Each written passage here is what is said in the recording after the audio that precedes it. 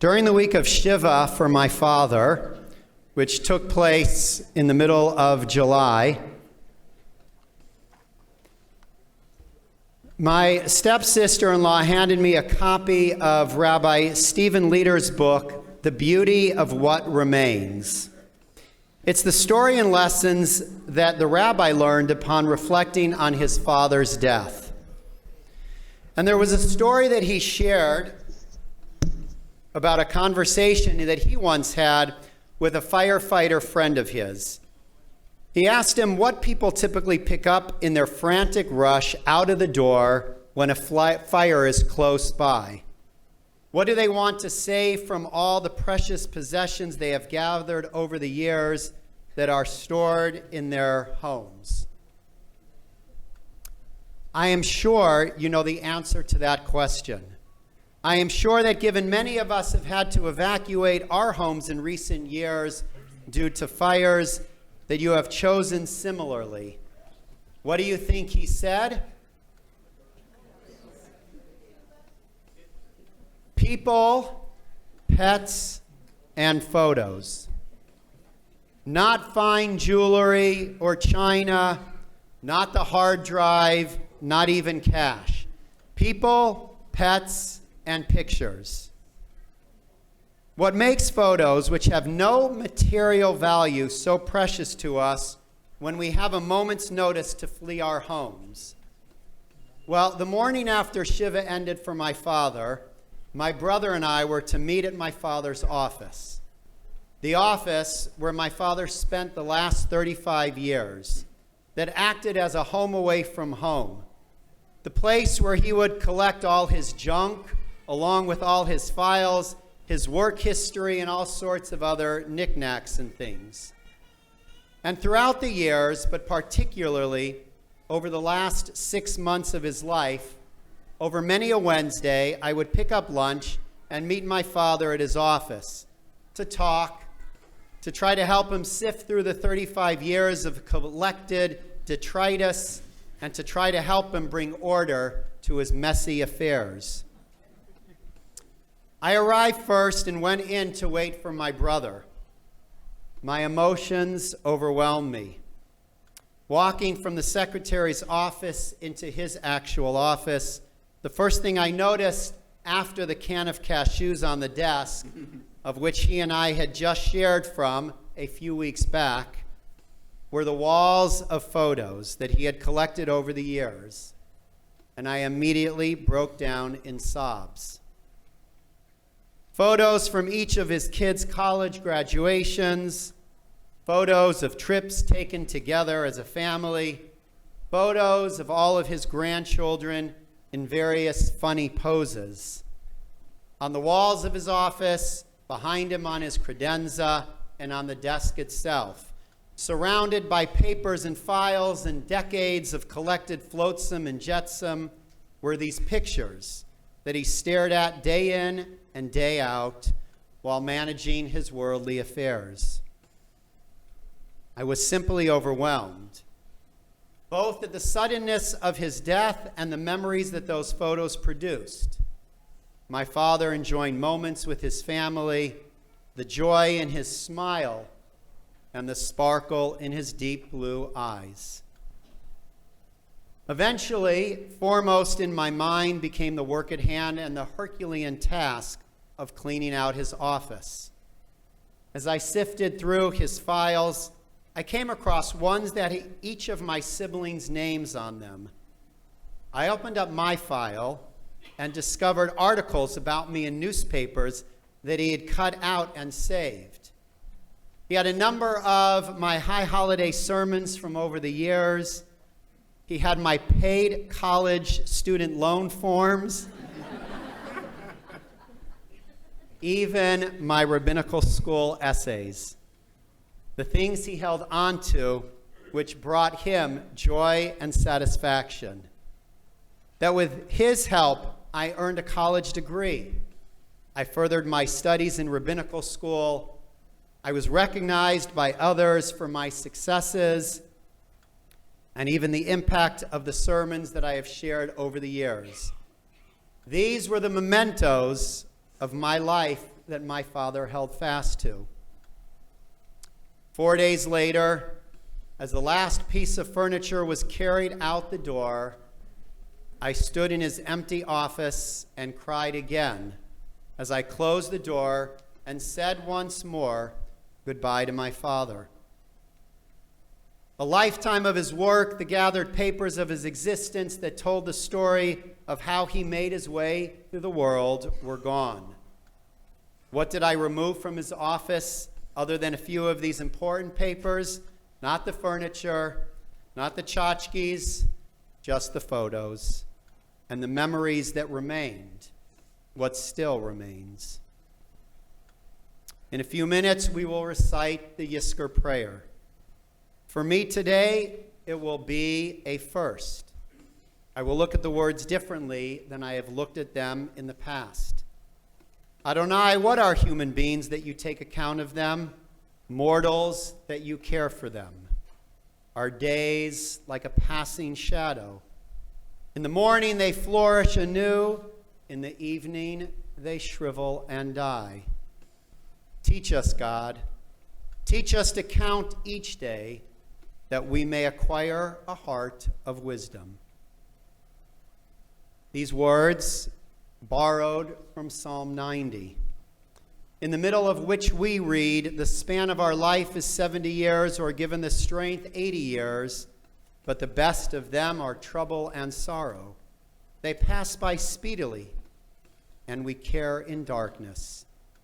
And the psalmist concludes, may the work of our hands last beyond us. May the work of our hands endure. The message is clear. Our time is limited on this earth.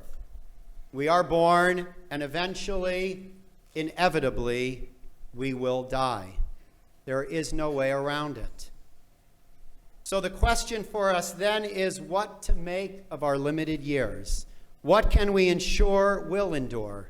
What work of our hands will remain when we are gone for our loved ones to hold onto and cherish? As you know, I spend a great deal of my time at cemeteries. And as I walk from my car to the grave and back, I look around and inevitably I read the stones that people have placed to remember their loved ones. And these headstones are, in the words of Rabbi Leader, an exercise in essentialism. In the simplest of manners, how we manage in the fewest of words to remember and recall the essence of our loved ones and what they meant to us. Loving wife, mother and grandmother, sister and friend. Loving husband, father, grandfather, brother and friend. Never have I walked through the cemetery and read someone's resume on their headstone. I have never seen their GPA nor their gross income at death.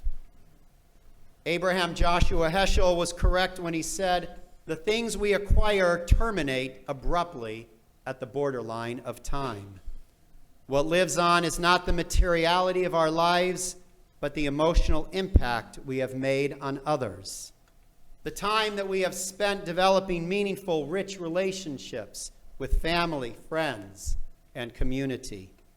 The photos, so to speak, of memories created by the time spent with loved ones. For understanding the limits of those moments can and should help us to wisely number our days. I remember years ago reading the children's book, Tuck Everlasting, where the main character drank from a secret stream of water and magically was able to live forever. But what he thought was at first was a blessing soon became a curse. He'd fall in love and raise a family only to see them die. He'd do it again, and the same thing would happen, and again, until he could love no more. Death, said Wallace Stevens, is the mother of beauty. The beauty of a flower depends on the fact that we know it will soon wither. The simple fact that we do not have forever makes our love for each other so profound, or at least it should. To know that we must die means that we must stand for something greater than ourselves in life. Death is what makes us human, which is, I believe, what Yom Kippur and Yizkor invite us to ponder. To waste a day in anger or self-pity if we only have a limited number of days is truly foolish. If we admit that we are mortal, if we admit that those we love can leave us, and if we admit that when they do, we will be hurt and hurt forever, then perhaps we will live life a little bit better and love a little more deeply. One of my favorite memoirs on death was written by Forrest Church, a Christian minister. In his book, Death, My Journey Through the Valley of the Shadow, he writes, "When I was young, I thought death took courage. I was wrong. Dying may take courage, but death requires little courage at all. It is love that requires courage. Because the people we love most may die before we do. Dare to love and we instantly become vulnerable, a word that means susceptible to being wounded. Our mother struggles for life in a hospital. Our son risks his in a distant land. At such moments, the courage to love is nothing less than the courage to lose everything we hold most dear. Love another so great that the world as we know it can disappear between the time we pick up the telephone and when we put it down. Love is grief's advance party." Yizkor. Yizkor is our time to remember that every time we give our hearts away, we risk having it broken. We certainly can eliminate a lot of pain and trouble from our lives if we choose just to close our hearts, avoid such risks, and never love. But that is not what we aim for as human beings. We risk because we know that while we cannot avoid the pain and suffering that comes with loss, we would not want to live a life without the cherished moments, the transcendent feelings that comes from loving fully. And when our loved ones no longer walk this earth, the memories of their presence, the connection to our hearts and souls, the photographs that we hold on to, allow them to remain with us just a little longer. So on this Yom Kippur, as we in a moment stand together to remember and recall the love we received and the love that we so generously gave, let us embrace our lives fully, committed to creating the lasting photographs that will allow our deaths to have meaning and richness to those who will remain. Life may not be immortal, but love is immortal. Its every gesture signs the air with honor.